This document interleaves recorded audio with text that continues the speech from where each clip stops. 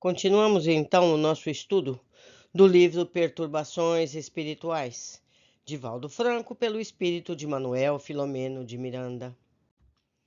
Observação: este é um capítulo muito longo. Pensei em dividir em duas partes, mas seria desagradável para o ouvinte interromper a descrição e ter que esperar o dia seguinte para a conclusão fosse postada. Preferi manter toda a leitura e cada um decide onde ou quando parar para seguir a leitura quando quiserem. Vamos então ao capítulo de hoje. Enfrentamentos iluminativos. Desnecessário esclarecer que o Sr. Eduardo, ao despertar, guardava parte expressiva das lembranças das ocorrências que tiveram lugar em nossa esfera de ação, ou seja, no plano espiritual. Demorou-se no leito em reflexão, demonstrando ira e revolta, com sentimentos tormentosos por sentir-se à borda do abismo que ele próprio abrira através da conduta insana. Incapaz de recorrer à oração, a fim de sintonizar com o bem sempre presente, preferiu voltar-se contra a jovem que vitimara, passando a receber a sórdida inspiração da entidade infeliz que o explorava moralmente. Ele sabia que não havia sido vítima de um pesadelo, mas de uma convivência com os mentores da instituição que lhe não desconheciam a conduta vulgar e que se haviam acercado em desdobramento parcial pelo sono para a confirmação do processo reencarnatório do filho que não gostaria de ter. Infelizmente, porém, não havia alternativa naquele momento, porquanto a gestação instalada a cada instante mais se tornaria evidente e culminaria no parto, seguido de imediato pelo escândalo quase inevitável, quase fosse conhecida a sua paternidade. Deixou que a cólera o acometesse e, mal-humorado, levantou-se para a higiene e o enfrentamento do dia de trabalho, que lhe pareceu terrivelmente angustiante. Por sua vez, a jovem despertou vitimada de tristeza, com poucas recordações do que houvera acontecido durante a madrugada. Lembrava-se apenas de que fora repudiada e ameaçada, o que lhe constrangia a alma. Tentou orar, não conseguindo, porém, a concentração necessária para o sublime cometimento. O espírito em processo de renascimento recebia as sucessivas ondas vibratórias de ira e ressentimento do pai e apresentava dificuldades respiratórias, inquietação e algum desespero. Em razão daquelas ocorrências estarem sob a inspiração de entidades perversas, pertencentes à organização anticristo, com facilidade um de seus membros acercou-se da jovem aturdida e pôs-se a inspirar-lhe mágoa, anseios de vingança, caso o amante viesse a negar responsabilidade direta pela sua gestação. Um característico mal-estar passou a dominá-la, vivenciando um dia de grandes dificuldades. Aguardou a noite, quando deveria voltar ao centro espírita, como era hábito, desde que se iniciaram os estudos e participava das atividades doutrinárias. Sob a pressão mental do inimigo desencarnado e o desespero do filhinho em processo reencarnatório, experimentou ansiedade e revolta, perturbando-se profundamente. À noite, como era costume, houve a reunião doutrinária, presidida pelo Sr. Eduardo, que abordou o tema evangélico, no qual esclarecia os ensinamentos de Jesus a respeito do serviço a dois senhores, a Deus e a Mamon. Visivelmente desconectado com a fonte de inspiração, as suas palavras perderam o brilho, concluindo-as logo que achou prudente, tal a desarmonia interior que o dominava. Houve o atendimento habitual. Logo depois, chamou a jovem a uma sala especial, onde não poucas vezes mantiveram os sórdidos encontros amorosos, e procurou informar-se do seu estado orgânico. Aflita, a jovem desatou a chorar, na expectativa de receber alguma carícia em forma de consolação, o que não ocorreu, porque o companheiro estava igualmente telementalizado por adversário soez que lhe comandava a mente durante todo o dia. Logo depois, ela explicitou a situação em que se encontrava ante o teste positivo de gestação, cujo resultado lhe formara anteriormente. Após um silêncio pesado, o insensato suarento e com a voz dura propôs: Essa criança não poderá nascer. Está sugerindo-me um aborto? Indagou Iracema, surpresa. Sim, certamente. Não se trata realmente de um aborto, porque o ser informação ainda não tem expressão nem significado. É um princípio de vida em construção. Eu não posso assumir a responsabilidade destruindo meu lar, desmoralizando-me em nossa sociedade, para logo sucumbir ao peso do ridículo das perversidades existentes nas criaturas humanas. Por considerarmos a gravidade do diálogo, fizemos-nos presentes, acompanhados também pelo irmão Elvídio. O aborto, porém, como ambos sabemos, é crime hediondo, ripostou a jovem em estado de cólera. Seja o que for, não há outra solução. Ela levantou-se, estava transfigurada e possessa. Olhou-o com fúria e alterou a voz, respondendo: Você traiu minha inocência, roubou-me a pureza de menina mulher, seduzindo-me com mentiras e alegações ditas espirituais, infames. Ante as consequências do seu ato indigno, deseja destruir-me, empurrando-me para um abortamento, a fim de que a sua dignidade, qual dignidade, seja preservada. Agora você tem família, um nome para zelar perante os membros dessa instituição? Por que não pensou nisso antes? Eu tenho metade da sua idade e, inditosa, qual cordeiro confiante, entreguei-me ao lobo voraz que me quer consumir completamente. Fique, pois, sabendo que eu nunca abortarei, e se for constrangida, maltratada por você, suicido-me, não sem antes deixar uma carta explicativa sobre as razões do meu ato. Você não escapará do meu ódio, covarde. Estava pálida e trêmula, totalmente incorporada pelo desafiador adversário do bem. Antes que ele pudesse sair do assombro, ela prosseguiu, agora com voz rouquenha, indicando a possessão de que estava vitimada. Onde está seu Jesus, o manso Cordeiro de Deus, que estrugiu ruidosa gargalhada? Completamente aturdido, ele segurou-a pelos pulsos, igualmente adementado pelo medo e pelo estupor, dando-lhe uma bofetada na face, gritando: Desperte! A seguir, reconhecendo que estava diante de um quadro que era um surto obsessivo, impertigou-se e determinou enquanto a segurava: Em nome de Jesus Cristo, saia dela, espírito das trevas. Se sou eu das trevas, revidou a obsessa, que luz possui você, criminoso, doentio e covarde, usando o nome do Cordeiro para expulsar-me? Com qual autoridade o faz? Eu a levarei à morte assim como ao filho que você renega. E começou a gritar. Armava-se o cenário para o escândalo de outra natureza. O benfeitor direcionou o olhar ao nosso irmão Germano, que se acercou da jovem, alucinada, e com habilidade pôs-se a aplicar-lhe bioenergia, enquanto mentalmente interrompia o fluxo das energias infelizes do obsessor, enfraquecendo-o a ponto de ela silenciar e ato contínuo ser tomada por um vagado, sendo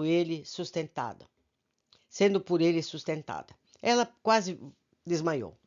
Concomitantemente, o mentor aplicou-lhe idênticas energias, expulsando o algoz desencarnado, de modo que o silêncio invadiu o recinto. De lado de fora, algumas pessoas escutaram a altercação, aproximaram-se do recinto, que felizmente estava trancado por dentro, e ante o silêncio que se fez, afastaram-se intrigadas. Naquele grave momento, o benfeitor envolveu a irresponsável e pôs-se a inspirar-lhe calma e confiança irrestrita em Deus. Não se resolvem questões difíceis aumentando a gravidade, mas diluindo-as. Ainda confuso, porém, sob a indução generosa do médico, dos infelizes, agora em sintonia equilibrada, considerou: Perdoe-me, querida, jamais me ocorreu que isso viesse a acontecer comigo. Não posso negar que a sua presença em nossa casa, desde a primeira vez, exerceu-me estranho fascínio efetivo. Não justifico meu ato insano, mas desejo esclarecer melhor a razão deste momento infeliz que acabamos de vivenciar. Necessito de tempo para ver qual a melhor situação para o nosso comportamento futuro. Deveremos evitar qualquer tipo de escândalo que levaria nossa casa ao tribunal do ridículo, ao descrédito, sendo um santuário digno e elevado que eu venho maculando com a minha conduta sórdida. Pensarei em uma maneira de afastar-me da diretoria por falta de conduta moral e espiritual para o cargo. Fez uma pausa angustiante e logo prosseguiu. O meu casamento já descambou para a área dos atritos há algum tempo. mesmo antes de você aparecer no meu caminho. Esposa e filhos conhecem minha conduta inditosa, e ela, não poucas vezes, tem me reprochado no que termina em alteração, qual ocorreu conosco. Já me havia proposto ao divórcio, mas presunçoso e cômodo, preferia a situação do relacionamento falso, sem compensação afetiva. Agora, quando as circunstâncias exigem definição, pedirei ao Senhor que me conduza em elevação, nos próximos passos a dar. Sinceramente emocionado, segurando-lhe as mãos com ternura, suplicou: me dê tempo, embora a urgência da problemática. Aguarde os futuros acontecimentos. Havia lágrimas nos olhos, na condição de linfa pura, para lavar as imperfeições tardiamente, é certo, mas há tempo ainda de impedir novos transtornos que prejudicariam a respeitabilidade da sociedade de amor e iluminação. Beneficiados pelas energias superiores que então envolviam toda a sala, os dois despediram sob a promessa de um novo e cuidadoso encontro para a definição dos rumos em direção do futuro. Ao amanhecer do novo dia, às primeiras horas, estava programada uma reunião mediúnica para atender aos espíritos obsessores que estavam encarregados de se utilizarem daqueles irmãos invigilantes para desmoralizarem o meu nome do trabalho espírita.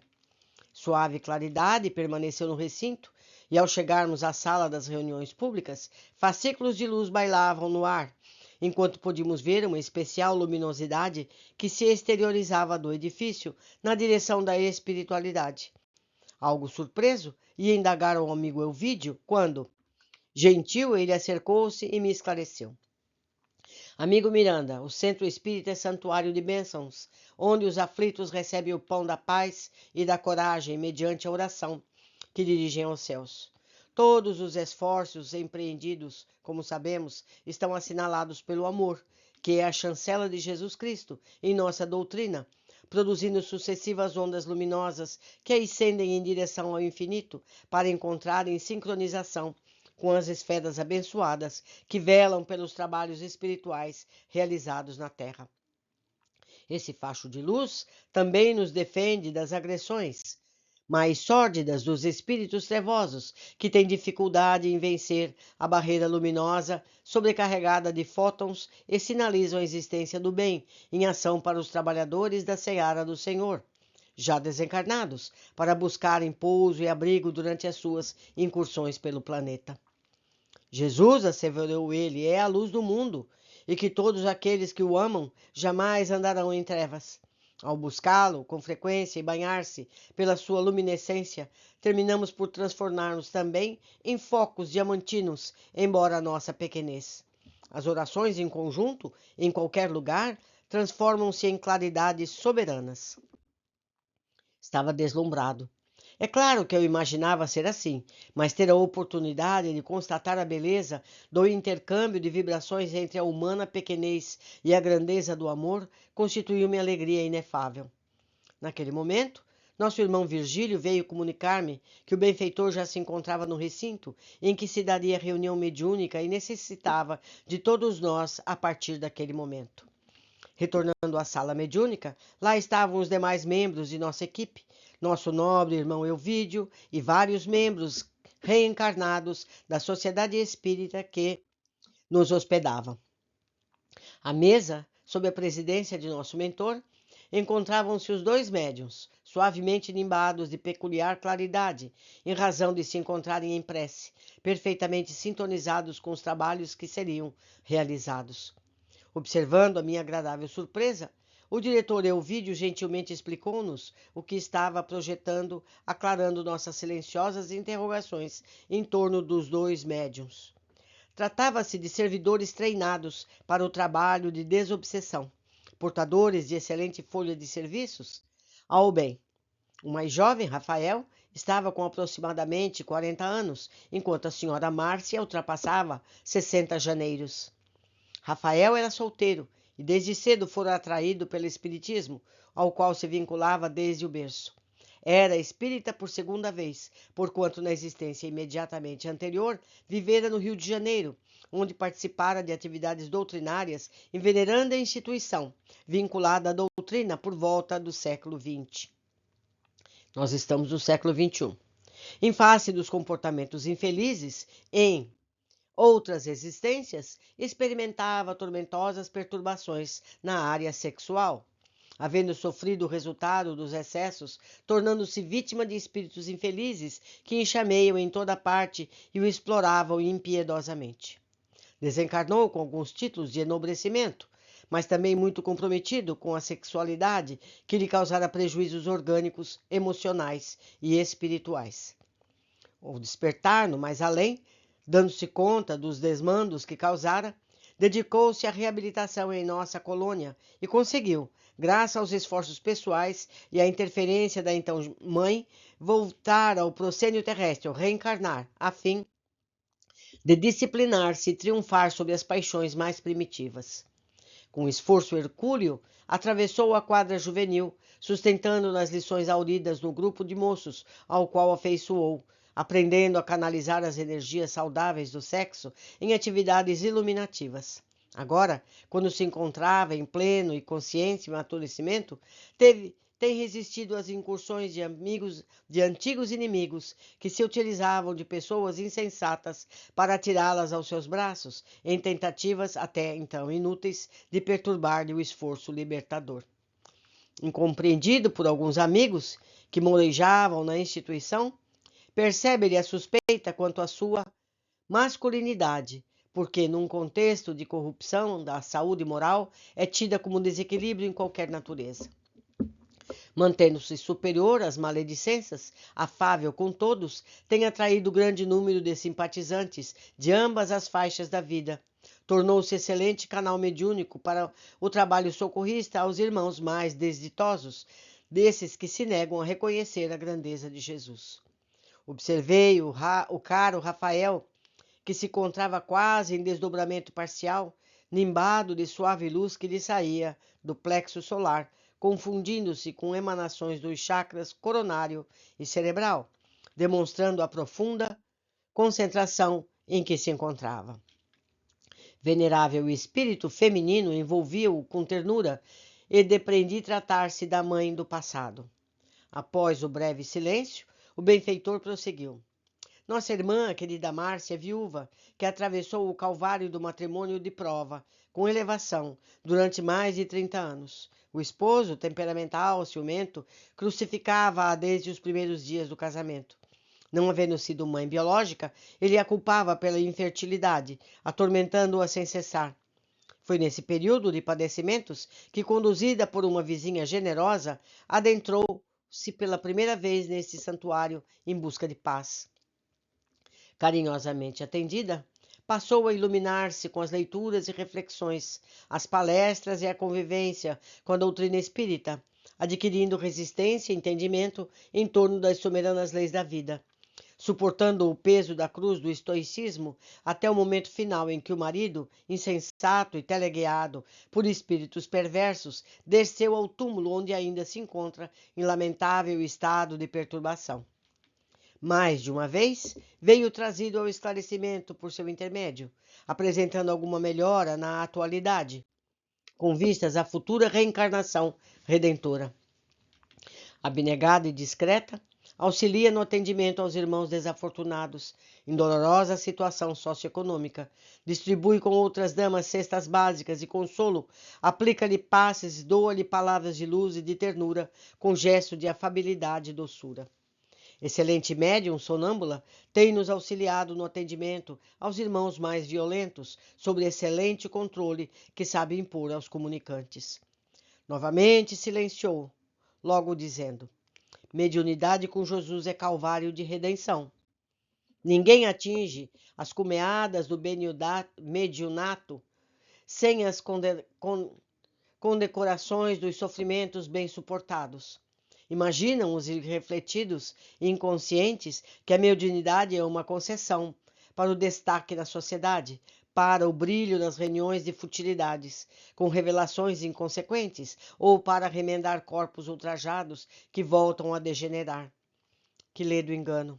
A mediunidade é ponte entre as diferentes vibrações que envolvem o planeta e que se pode transformar em luz sublimada, quando totalmente dedicada ao bem, sem limite. Médium sem sacrifício, por mais brilhante que se apresente, é como orquídea de lindo aspecto, mas que somente adorna, sendo quase inútil.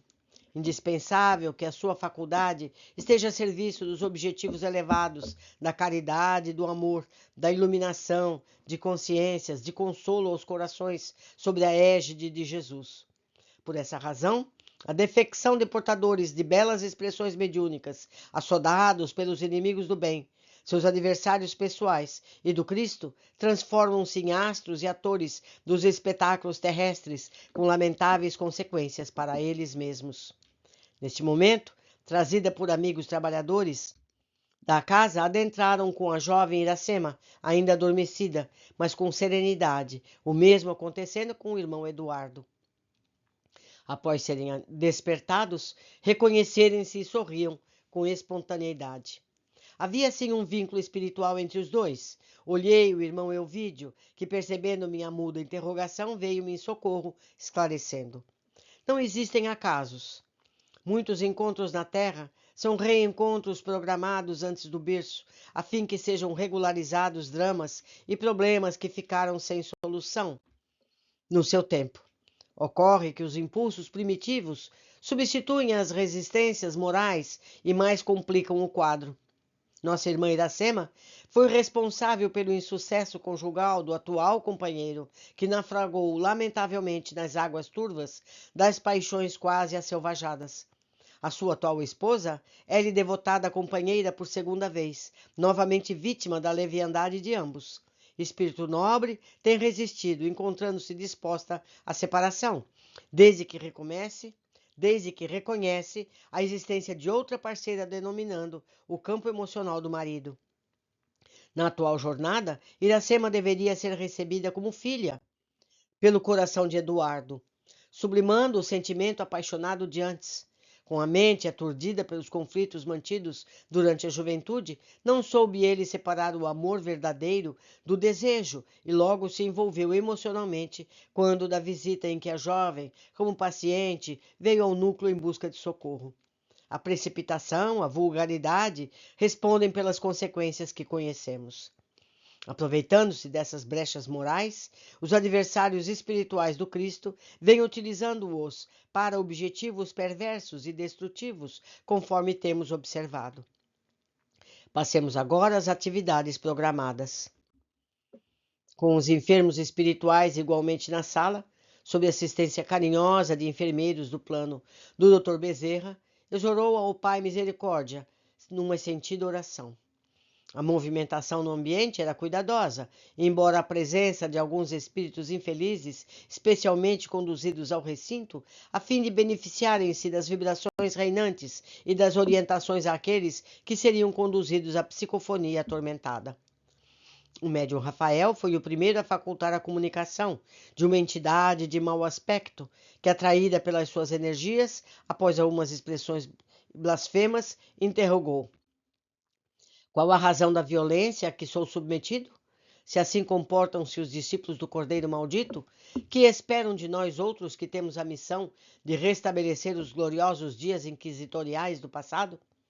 A traição de que sou vítima não passará ignorada pelos nossos chefes, que envidarão todos os esforços para libertar-me da cilada a que fui conduzido. Com voz mansa e enérgica, o venerável amigo dos infelizes respondeu: não existe nenhuma violência em nosso ato, porque o irmão e amigo aqui se encontra de espontânea vontade, já que tem estado presente nessa instituição e ao lado do seu presidente, influenciando-o perversamente. Nosso comportamento é feito de compaixão em seu favor, porque aqueles tormentosos dias medievais jamais retornarão. A Terra vive novo contexto de ciência e tecnologia, de ética e de direitos humanos, e sequer de longe poderá retroceder nas conquistas que lhe assinalaram gloriosamente os dias. É certo que não tem havido um correspondente desenvolvimento moral das criaturas, como é o caso do querido visitante que se aferra aos instintos a fim de continuar usufruindo as energias deletérias dos encarnados invigilantes que lhe servem de nutrição. Confessamos que estamos desejosos que os seus chefes venham ter conosco, a fim de demonstrarmos que somos todos irmãos em Cristo e nos renderemos juntos ao seu amor. Deve ser ironia, respondeu o comunicante, pois que estamos no campo de batalha em lados opostos. Comprazemo-nos, sim, em instaurar o reinado do terror, porque é disso que a sociedade necessita, porque se compraz na baderna, no gozo embriagador, como se o corpo vivesse para sempre. E depois do túmulo, ei-nos esperando os idiotas que nos favorecem com a nossa assistência, a fim de desfrutar, e duvido que desejem libertar-se, aumentando o número de nossos servidores hipnotizados e dependentes. Não ignoramos que o seu argumento, embora falso, tem alguma lógica, se considerarmos a loucura que toma conta da sociedade por invigilância, incluindo os religiosos, que são inspirados à crueldade pelas mesmas forças do mal a que o amigo se vincula.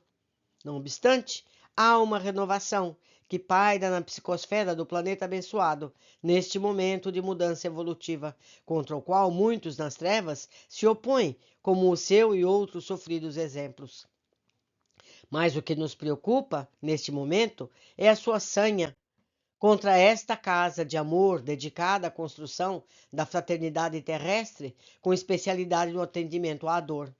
Hipócrita! Reagiu indignado. Você não ignora que somente agimos quando encontramos reciprocidade mental, afinidade emocional? Acercamo-nos daqueles que se comprazem com as nossas energias e nossas propostas de prazer alucinante. Vejamos o caso do seu parceiro Eduardo, que dirige a instituição. Como é o seu comportamento? Pusilânime, pregando amor e caridade enquanto subtrai a confiança de moças frívolas e senhoras perturbadas que lhe buscam a palavra de conforto. Ele se utiliza da posição que desfruta e da situação de divulgador do bem para o próprio bem, que é a depravação. Não lhe impomos nada, pois que o seu território mental está dominado pelos pensamentos servis que nos agradam. A nossa tarefa é mínima, somente aumentando-lhe a volúpia e fruindo, através dele, os favores do prazer que a morte nos interrompeu com a dissolução do corpo. Nominalmente referido, o Sr. Eduardo experimentou um grande choque ao constatar como se vinha comportando em total esquecimento dos valores éticos, morais e espirituais, permitindo-se a corrupção profunda dos sentimentos, agora depravados. Lágrimas quentes explodiram pelos olhos arregalados de espanto. Nunca havia imaginado que a sua conduta infeliz era a razão do motejo e do vampirismo por parte de desencarnados ignorantes e exploradores. Estava a ponto de gritar de desespero, quando um olhar do mentor dirigido ao irmão Germano, esse acercou-se-lhe com palavras amigas, buscou tranquilizá-lo, ao tempo em que lhe aplicava energias que dispersava as condensações mentais horrendas, acalmando-o a pouco e pouco. Iracema, também surpreendida, não pôde esconder as emoções que brotavam da alma pelos olhos umedecidos pelas lágrimas. A roupagem física, esclareceu o Dr. Bezerra ao obsessor, é um escafandro que pesa muito na esfera do espírito, bloqueia-lhe o discernimento e, através do perispírito, experimenta a urdidura das ações deletérias nas quais se comprometeu. O mesmo, porém, ocorre no que diz respeito ao bem. Quando os arquivos do inconsciente estão sobrecarregados de lições de amor, sacrifício e nobreza. Graças ao conhecimento do Espiritismo, o ser humano, na atualidade, pode retificar a conduta enfermiça do passado, recorrendo aos bons pensamentos, à edificação interior e mesmo, quando novamente se equivoca, persevera nos propósitos de autorrenovação. O esquecimento do passado constitui uma bênção por apagar da memória as lembranças mais dolorosas, por diminuir as ânsias dos vícios que repontam como tendências e ao munir-se dos valiosos tesouros da oração, do arrependimento pelo mal praticado, levantar-se e avançar pelas trilhas do serviço renovador. O amigo ainda se compraz na perturbação de si mesmo, que aos outros transmite, por não haver fruído, como neste momento, de vibrações apaziguadoras que aure na comunicação, através do instrumento humano de que se utiliza.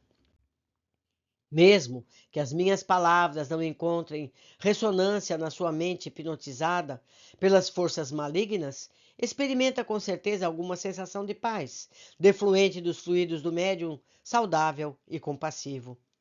Quando Jesus nos indicou a oração pelo próximo, especialmente pelos inimigos, ele sabia que essa psicoterapia faz-se acompanhar das emanações mentais e físicas do orante que envolve o outro em dúlcida vibração de misericórdia e de amor, com forças para diluir as ondas de ódio, ressentimento e de auto-amargura que tornam infeliz o perseguidor. Existem razões propiciatórias e que explicam o desequilíbrio da conduta do nosso Eduardo, mas que não lhe cabe o direito ou o dever de cobrar, porque ninguém se exime à presença das soberanas leis de justiça estabelecidas pelo Senhor da vida. No entanto, respondeu o indigitado, eu e os outros que aqui estamos sediados temos recomendações e motivos para fazer desmoronar o edifício espiritual que foi erguido em nome daquele que no passado destruiu-nos a existência através dos seus corifeus hediondos e criminosos. Não lhe é estranha, com certeza, a minha informação, porquanto reconheço os valores que exornam. Apesar disso, estamos a serviço da nossa organização, que visa justiçar os criminosos, restabelecer na terra a doutrina que se imporá num dia como verdadeira. Shalom! Shalom é um cumprimento judaico. Continuando. O benfeitor, sem preocupar-se com as referências, esclareceu. Não lhe sonha estranha a palavra paz? Shalom quer dizer paz. Neste diálogo e nos propósitos acalentados no combate infeliz? Como será possível enunciá-la sob o aplauso da violência e do terrorismo da perseguição? O amigo e os seus correligionários pretendem a destruição desse núcleo de amor e de iluminação, esquecendo-se que o Senhor Jesus, que administra o planeta, está no comando? Inútil qualquer tentativa desse gênero, porque os seus exércitos são como as estrelas do céu, que descerão à terra e a iluminarão, trocando o gládio pela cruz, o incêndio destrutivo pela garoa que refresca o solo para a plantação do amor. Ele, ademais, não deseja a morte do pecador, mas sim do pecado, e ergue-o da redenção. O mal que lhe fizeram, e a muitos outros, não foi por inspiração de Jesus, mas sim pelos interesses vis daqueles que se diziam seus discípulos, o mesmo que ocorreu entre os fariseus e os membros do Sinédrio, quando se levantaram contra ele, Jesus, e somente se tranquilizaram quando o colocaram na cruz da vergonha, que ele santificou com o seu sangue e sua morte, e todos perdoando. Ainda hoje, muitos deles se utilizam para zurzir o látego, cometer crimes, enriquecer enquanto os pobres enlouquecem de dor nos antros que os acolhem. Porém, de igual maneira, a sua é a luta dos seus pares, não encontram ressonância na tradição que se propõe a unir todas as tribos de Israel e guiar os gentios? Será por esse meio e modo que tal se dará? O crime pode servir de instrumento para a ordem e o equilíbrio? O filhinho de nossa irmã Iracema e de Eduardo, embora as circunstâncias adversas, renascerá na carne, a fim de auxiliar os pais, hoje em aflição, a encontrar solução para os desafios existenciais, e a sua, como a interferência dos outros irmãos infelizes, será de efeitos nulos. Aproveite este momento para conhecer Jesus, vendo-lhe o reflexo das milhares de pessoas que aqui aportam buscando amparo e conforto, orientação e forças para os enfrentamentos contra as próprias paixões e as atrações do mal. Sabemos que o irmão é gentil, tem sentimentos nobres, no momento, sob pressão vergonhosa que lhe foi imposta pelos inimigos da humanidade, do amor e do progresso. Enquanto falava, sem que o opositor reagisse contra, o amigo Germando aplicava-lhe passes, retirava as pesadas energias que o vitimavam num envenenamento demorado, assim lhe facultando experimentar algum bem-estar que o desencarcerava do prazer do ódio. Neste momento, o Dr. Bezerra de Menezes, com a vibração de amor e de compaixão que envolvia o opositor, concluiu: desencarcere-se do mal, pois que há outros comportamentos felizes. respire o ar da alegria e da paz, conceda àquele que tem por inimigo o direito e a oportunidade de reabilitar-se, de resgatar os próprios erros, sem piorar-lhe a situação. Confie em Jesus, que nos aguarda até hoje, sem qualquer queixa. Somos seus amigos e irmãos devotados. Após o nosso diálogo, convidamo-lo a permanecer conosco para receber o auxílio que lhe podemos dispensar e, sobretudo, para começar a ser feliz. Sobre a ação bem coordenada do passista e as palavras finais do benfeitor, o indigitado perseguidor adormeceu e foi desligado do médium pelo irmão Elvídio. Ato contínuo, observamos que Dona Márcia, a veneranda médium, encontrava-se sob a ação de um espírito transvairado, que lhe produzia contorções angustiantes, transfigurando-lhe a face, que ficou deformada, com os olhos desmesuradamente abertos, enquanto escapava pelo canto da boca uma baba peçonhenta. Tartamudeando o comunicante, com alguma dificuldade, a princípio, para logo se tornar loquaz, bradou com voz forte. Os feiticeiros que criaram a Santa Inquisição, e rugiu como se fosse uma gargalhada de mofa, agora entregam-se à necromancia, obrigando os mortos a atenderem aos seus caprichos. Antes colocavam nos túmulos a frase latina "descanse em paz". Não vou ler em latim, porque não me atrevo. E agora, atrevidamente, são os primeiros a perturbá-los com as suas evocações, injunções feticistas, como se pudessem transitar pelas regiões de sombra do além com o necessário conhecimento. Ou ignoram o que se passa conosco, os mortos, que estamos vivos, ou pretendem reverter a ordem existente mediante as suas interveniências. Misturam-se os mergulhados no corpo físico com aqueles que dele se encontram despojados para constranger-nos com a sua verborragia cansativa e inútil, vestindo-se de bons samaritanos da ridícula parábola do seu mestre, acreditando-se capazes de deambular com segurança pelo nosso dédalo, sem correrem os perigos que os aguardam. Vamos, então, ao que mais interessa. Por que me evocaram? Que pretendem de mim? Com a voz mansa, sem apresentar qualquer preocupação, exceto o interesse no bem, o mentor Elvídio o atendeu a um olhar do benfeitor, esclarecendo. Caro amigo, está perfeitamente consciente do que se passa nesse momento.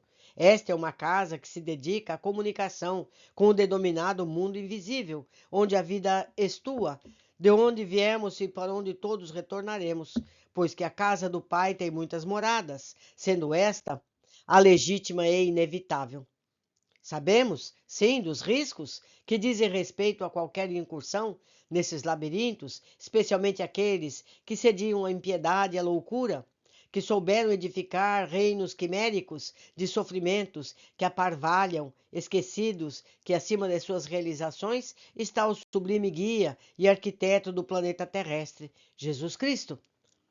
Também nos cabe o dever de esclarecer que não exercemos a necromancia ou qualquer prática censurável, como das evocações levianas, porque o amigo está aqui por espontânea vontade, ou talvez sobre ordens de algum sicário que o escraviza às suas paixões torpes. É provável que alguns de nós tenhamos emoldejado na funesta Inquisição, filha hedionda das nossas paixões nos dias já remotos do passado, confundindo as lições de amor com as misérias transitórias do mundo, fascinados pelo enganoso poder, esquecidos da imortalidade na qual todos nós encontramos mergulhados. Hoje os nossos projetos e ações são muito diferentes, pois que, por fim, descobrimos os significados das lições incomparáveis do Evangelho, dedicando-nos a vivenciá-las e auxiliar aqueles nos quais afligimos a libertarem-se do sentimento odiento que mantém contra nós. Surpreendentemente, o visitante permaneceu em silêncio, escutando as explicações, porém, apresentando face deformada, quase como de um lobo, os olhos miúdos e brilhantes, enquanto externava terríveis vibrações de ódio e desprezo. No intervalo natural que se fez, explodiu irônico. Miseráveis discípulos do Cordeiro criminoso, cuja crucificação não foi suficiente para acabar com a sua vida e seus propósitos vergonhosos. Que pena não haver na época dele, melhores recursos para exterminá-lo. Inundou os tempos com a sua mensagem de compaixão, governou com Roma assassina, tornando o mundo um feudo de dominadores cruéis que não trepidaram em matar os heróis, herdeiros de Moisés da tradição judaica. Ambiciosos, desalmados, utilizavam-se dos pérfidos argumentos de que havíamos assassinado seu Deus, tornando o nosso nome execrado através dos tempos, enquanto se assenhoreavam do mundo que de mentira combatiam, culminavam a hediondez, aproveitando-se, vivemos apátridas desde os anos 70 e 150, quando, por ocasião das diásporas, a nossa Terra Santa foi destruída e transformada em província pagã. Hoje, no entanto, quando ensaio o renascimento das ideias dele, de Jesus, após o seu fracasso ao longo dos tempos, pelas adulterações e crimes cometidos em seu nome, pretendem dominar novamente a terra, o que jamais permitiremos. Cada foco, todo núcleo onde ele se hominize, nós destruiremos, porque conhecemos os seus chefetes, que são os mesmos miseráveis de outrora, que destruíram povos, que saquearam o Oriente e que aspiraram às grandezas de um novo império romano, impossível de ser reedificado. Faço eu um parêntese aqui, meus amigos. O que lhe diz aconteceu, porque os seres humanos usaram das mensagens de todos aqueles que vieram como mensageiros para se enriquecerem, para tomarem domínio sobre o mundo. Isso também aconteceu. Só que agora as coisas estão mudando. Nós conhecemos o Jesus verdadeiro, o Jesus de paz e amor, e vamos fazer com que ele volte sim com as suas práticas que foram ensinadas de pacificação da terra. Continuando a leitura. Conhecemos vocês de antes e sabemos de que são capazes, mas nós também dispomos de armas de sedução, de intriga e destruição, porque conhecemos os seus pontos vulneráveis, os seus calcanhares de Aquiles, e nenhum escapará das nossas hábeis manobras. Vejamos de início o que acontece aqui, onde a hipocrisia e os desmandos se instalam. Interrompendo-o, o irmão Elvídio elucidou. Reconhecemos que já transitamos por esses caminhos escabrosos, porém trata-se de uma página virada que faz parte do nosso passado, à semelhança das pedras que se tornaram alicerce dos edifícios de proteção, de socorro, de educação e das quais ninguém quase se recorda. Essas experiências que nos conduziram antes a condições penosas de resgate, são-nos hoje abençoadas lições que não repetimos ou mesmo em outros erros.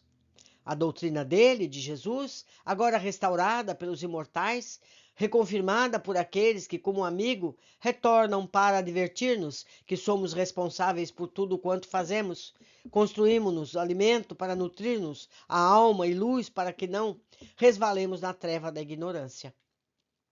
Reconhecemos que fomos perversos e alucinados, como agora se encontra o caro amigo, e que muito lamentamos, porém, vigie em nós todos os interesses pela reabilitação do desejo de aurir a paz, a esperança de servir a Deus através do nosso próximo em aflição. Ouvindo-o, é como se estivéssemos recapitulando as nossas pregressas existências, assinaladas pelas tormentas das paixões asselvajadas que o tempo e a dor suavizaram, propondo-nos mudanças radicais de comportamento. As ameaças e destruição dos nossos centros de atividade não nos intimidam, porque temos como templo a natureza, como altar para a devoção o próprio coração, qual aprendemos com Jesus. Os seus lamentos não me sensibilizam, porque conheço as técnicas dos farsantes que apelam para os sentimentos dos fracos, a fim de conquistar depois e trucidar. Recordo-me do que prometiam os marranos e como os tratavam e os destruíram depois, traidores como sempre foram. Hoje formamos um exército de combatentes bem equipados para a batalha. considerando a nossa vantajosa posição fora do corpo. Estamos reunidos em um verdadeiro exército sob o comando vigoroso, utilizando das técnicas modernas de sedução, de interferência psicológica. Já não avançamos em bando desordenado, como antes os godos, visigodos, estrogodos fizeram e lograram conquistar os objetivos a que se propunham. Muitos de nós vivemos o período dos hunos em 376. Depois invadimos Roma em 410, com Alarico Visígodo, por ocasião do inesquecível saque da chamada Cidade Sagrada. E fraqueza moral dos cristãos que a dominavam, mudando completamente a política existente. Agora, muito mais experientes e conhecedores dos pontos nevrálgicos dos novos apóstolos, sorriu com terrível ironia. Desmantelaremos os novos mosteiros e castelos, porém, de dentro para fora. O orgulho, a presunção, a sede de dominação que remanescem dos diversos chefinhos das agremiações cristãs, especialmente aquelas que se dizem construídas sob as luzes do Consolador, novamente estertorou com desprezo incomum. Não se manterão de pé, e o novo período da humanidade será construído sob o temor de Deus, após os sacrifícios dos fiéis, como antigamente nos circos. O poder de novas crenças dominará a terra, e todos se dobrarão sob a decisão de Moisés ou Jesus. Meus amigos, só faço aqui um intervalo. Nós precisamos estar atentos para todas essas possibilidades de obsessão. Temos sempre que ter as lições do Cristo em nossos corações. Quando vamos pensar alguma coisa, como vamos fazer uma atitude, sempre pensar, é assim que Jesus faria? Para não cairmos nas armadilhas daqueles que querem destruir o Jesus de amor. Continuando a leitura.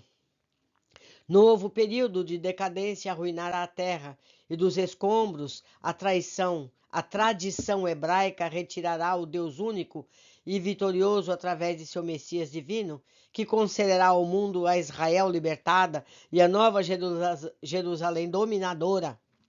O irmão Elvídio, discreto e impertérrito, calmamente respondeu. O histórico apresentado demonstra-nos como são transitórias as glórias do mundo, porque tudo isso é passado e a realidade presente é outra, totalmente diferente. A terra jamais voltará a ser governada por um povo, ou um déspota, ou um legendário guerreiro, mas sim por Jesus Cristo, que aguarda pacientemente que nos entregamos ao seu amor. Não mais as armas que destroem, sobrepor-se-ão aos instrumentos de misericórdia e compaixão, que, conduzidos pelo amor sobre os escombros aos quais o irmão aludiu, erguerá a humanidade fraternal e solidária para a qual todos sonhamos. Meus amigos, digo eu novamente, o que nós estamos vendo? Pessoas violentas usando o nome de Jesus, com conflitos políticos, levando à separação entre povos, entre comunidades do mesmo país. Nós estamos vendo isso pelo mundo todo. Líderes de toda natureza se dizendo cristãos e pregando a guerra. Deus não guerreia, Deus pacifica.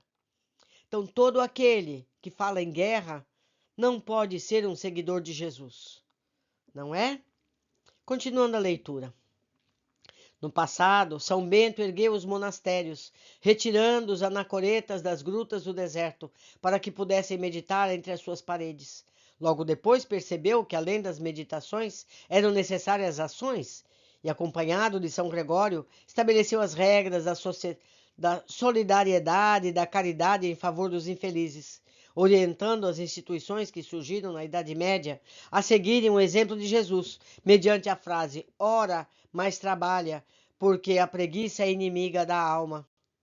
O tempo e as circunstâncias infelizes das paixões humanas destruíram nesse nobre patrimônio no começo do segundo milênio, mas Jesus enviou Francisco de Assis para que restabelecesse as necessidades do amor do irmão Sol de Assis, modificou novamente a terra.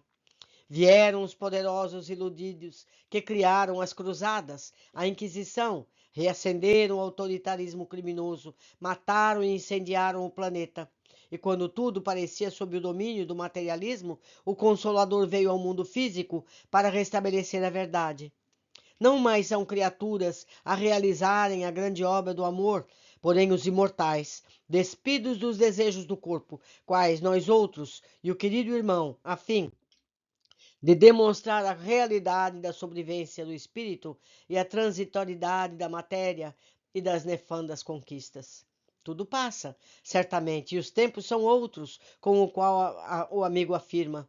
Sem dúvida, Moisés terá o seu momento, qual ocorreu com os outros líderes espirituais, à semelhança de Buda, Confúcio, Akenaton e diversos, mas Jesus sempre esteve e se encontra acima deles, que são os seus embaixadores, sensibilizando os espíritos até que se encontram em completa identificação com a verdade e seja instaurado o reino dos céus nos corações, não de forma geográfica, como o caro irmão espera e defende.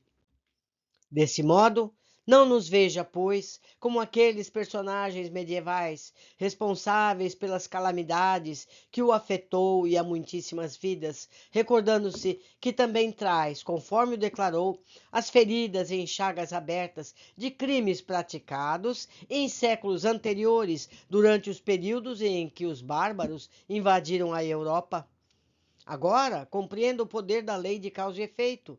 As vítimas inocentes que a Santa Inquisição assassinou eram nada mais, nada menos que os homicidas de séculos anteriores que devastaram a então civilização europeia e vieram resgatar os hediondos crimes, inclusive de salgarem o solo para que nada nele germinasse. Ninguém escapa impune de si mesmo das leis soberanas neles mesmos esculpidas. É certo que o Pai de misericórdia não necessita da interferência humana imperfeita e vingativa para reconduzir ao bem os infratores, pois que dispõe de mecanismos superiores mediante os quais todos se podem reabilitar.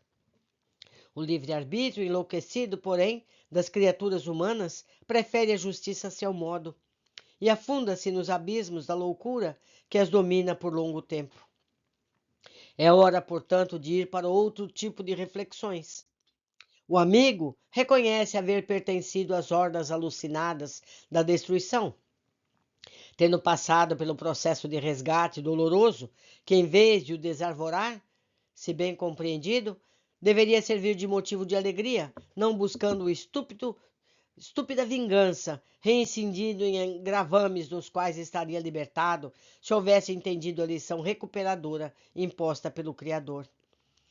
As elucidações lógicas e apresentadas com alta dose de bondade, sem qualquer ressentimento por parte do expositor, de alguma forma sensibilizaram o rebelde, que se manteve em silêncio, escutando e refletindo. Antes, porém, que o angustiado espírito pudesse expressar-se, dando prosseguimento à cantilena de reproches e propostas de vingança, o irmão Elvídio acentuou. Qualquer tentativa de diálogo neste momento é improfícua, pois que sempre será derivada para as ideias fixadas demoradamente ao longo dos séculos. Em razão disso, iremos recorrer à terapêutica do sono tranquilizador para futuros cometimentos. Neste instante, as discussões, por mais claras e objetivas, redundarão inúteis. O amigo Germano acercou-se do médium e deu início à aplicação de fluidos anestesiantes, enquanto o mentor, com monotonia da voz, sugeriu o adormecimento do comunicante. Transcorrendo menos de 2 minutos, o visitante espiritual repousava, com algum ruído em profundo sono hipnótico. Delicadamente desligado da abnegada médium, foi acomodado em maca especial para futuras providências. A hora havia avançado, chegara o momento de encerrar o cometimento valioso. Dr. Bezerra, visivelmente emocionado, orou ao Senhor Jesus, agradecendo-lhe as bênçãos auridas, suplicando misericórdia para aqueles espíritos que se compraziam no mal, assim como para as criaturas humanas distraídas no corpo e distante da sua realidade como espíritos que são. Um ar balsâmico e suavemente perfumado tomou conta do ambiente, enquanto flocos delicados de luz caíram sobre os presentes. O amigo Eduardo, mergulhado nas suas preocupações, chorava copiosamente, apoiado pelo nosso Virgílio Almeida, enquanto Iracema demonstrava aflição interna diante da conjuntura em que se encontrava. Ambos foram reconduzidos ao lar, e mesmo ocorrendo com os médiuns que foram utilizados no formoso trabalho socorrista. Meus amigos, toda essa reunião aconteceu no plano espiritual e não no centro espírita físico, certo? Todos estavam em desdobramento, os médiuns e todas os, certo? Seguindo. A noite coroada de estrelas, que pareciam lâmpadas mágicas, balouçando no céu, avançavam rumo da madrugada. Foi um longo capítulo de 55 minutos. Mas era necessário que assim fosse. Não poderíamos interromper essa narrativa. Por hoje ficamos aqui. Aguardo todos na sequência do nosso estudo. Abraços.